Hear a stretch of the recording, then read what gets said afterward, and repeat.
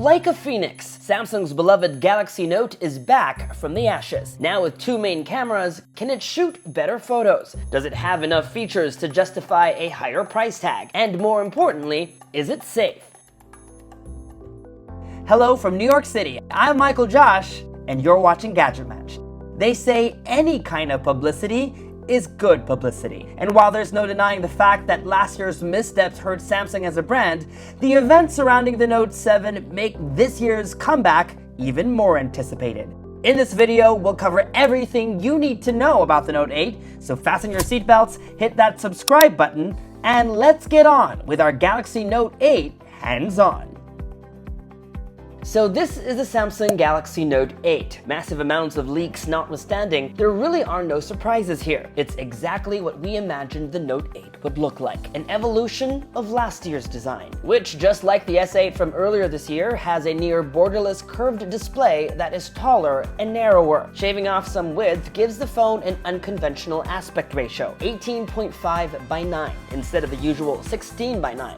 So unlike the iPhone 7 Plus, Xperia XZ Premium, or the Huawei Mate 9, this large phone is easier to wrap your hands around. The Note 8 is Samsung's biggest flagship, although it's only ever so slightly larger than the S8 Plus. The main difference is that the Note 8 looks more squarish, with corners that are less rounded than on the S8 or the S8 Plus. This form factor makes it a more ideal writing surface, and makes room down here for this cavity that houses the Note 8's defining feature, a stylus called the S Pen. Otherwise, it's the same all-glass phone, with curved sides that give the impression of a display that doesn't have either a start or an end. From all angles, there's no denying that this is a good-looking phone. And while we like the look of the S8 better, the Note 8 is still one of the best-looking phones you can buy today. Some other design notes while we're at it: there's a new protective stand cover that's supposedly made tough based on US military standards. So apparently, you can do stuff like this,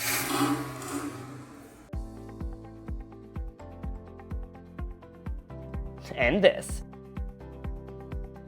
There's a dedicated button on the left for Bixby, Samsung's personal digital assistant, which is still non-configurable, unfortunately. Above that, volume buttons. On the right, a lone power button. On top of the phone, a SIM card slot, which is either single or dual SIM depending on your region, with provisions for a micro SD card of up to 256 gigabytes. And on the bottom, yep, you can heave a sigh of relief, there's a headphone jack, plus a USB-C port, speaker grills, and the S Pen slot. Even if there's a cavity for the S Pen, Samsung guarantees the Note 8 is water and dust resistant. Nothing new here, but we had to give it a try, as always. The screen still works while wet, so does the S Pen. And if your ports are exposed to water for too long, you'll get this warning, reminding you not to charge the phone until it dries.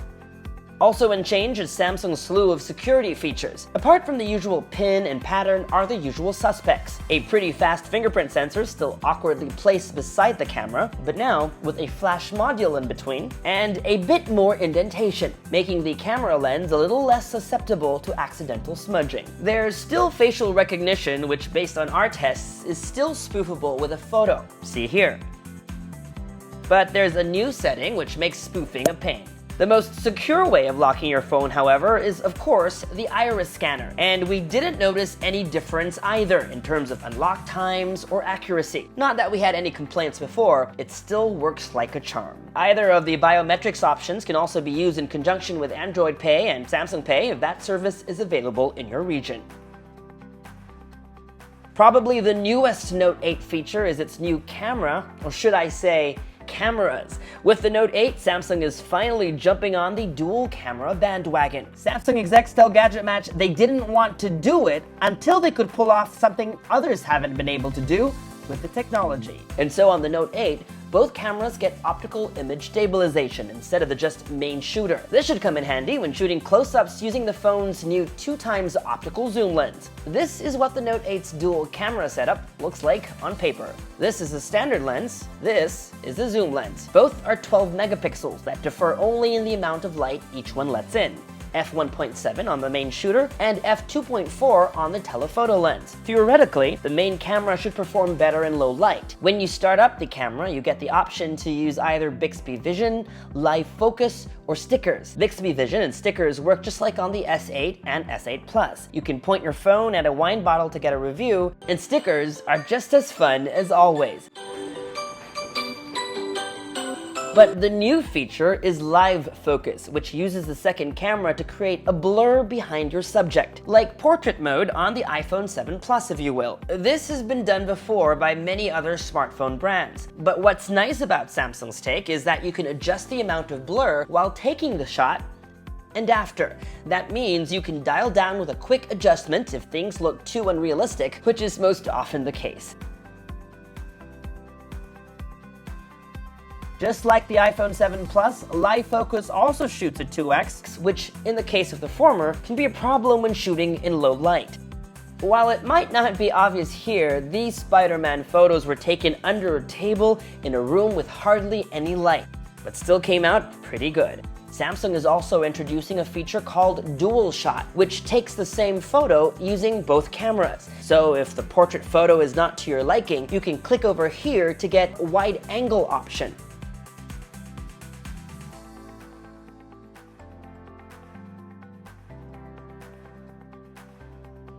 Here are more photo samples taken on the Note 8.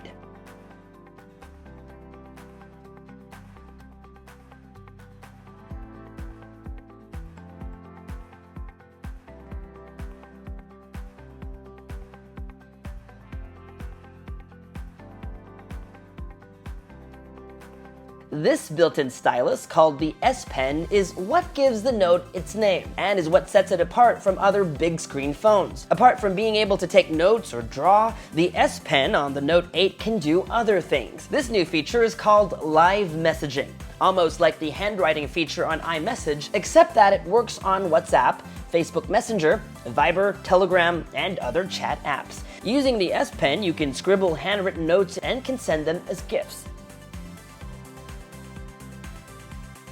Note-taking functionality while the display is turned off has also been expanded. Just tap on the screen, scribble a note, up to 100 pages if you need to, and then when you're done, pin to your always-on display. You can also use the S Pen to translate full sentences by just highlighting them. It works the same if you need quick conversions. While Android Oreo was just announced, the Note 8 will ship with last year's Nougat. It isn't clear how soon it will get the Oreo update, but that's okay, the days of TouchWiz are behind us. The new UI, called Samsung Experience, is clean and snappy. Drop-down notification shade looks like this, app drawer looks like this, settings menu like this, and Google Assistant is a long press on the on-screen home button. The Edge screen gets some new functionality via the dual app launcher on Apps Edge. Now you can launch two apps in split screen mode at the same time. For example, if you wanted to launch Messenger and YouTube at once, just tap on the App Edge shortcut. Speaking of two apps, if you're the kind who has two Facebook or WhatsApp accounts, you can use the new Dual Messenger feature to install two copies of your favorite chat apps on the same phone. Just go into Settings, Advanced Features to turn it on.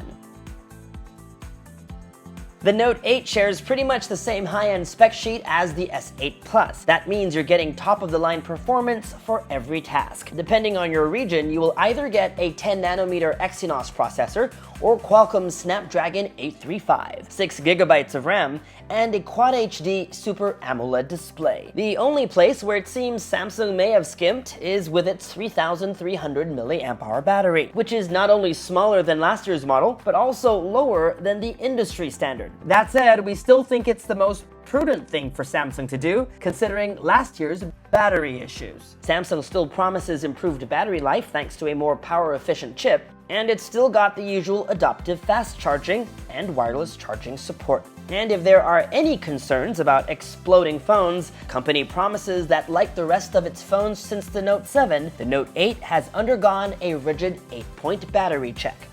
So, is the Galaxy Note 8 your gadget match? To answer that question, a full review is in order, but from the looks of it, Samsung's second attempt at building its best smartphone ever is a smashing success. Like the Phoenix in its rebirth, the Note 8 has come out stronger and better. If you're looking for a sexy phone and don't care for the S Pen, get the S8 or the S8 Plus. But because it is one of just a few phones that ship with a stylus, the Note 8 is in a league of its own. Those who need a stylus for productivity will want one. Its dual camera system makes the S8's already outstanding camera even better. As a whole, the Note 8 is so complete, it won't leave you wanting. So if you're willing to shell out some serious dough for it, then this one is a match.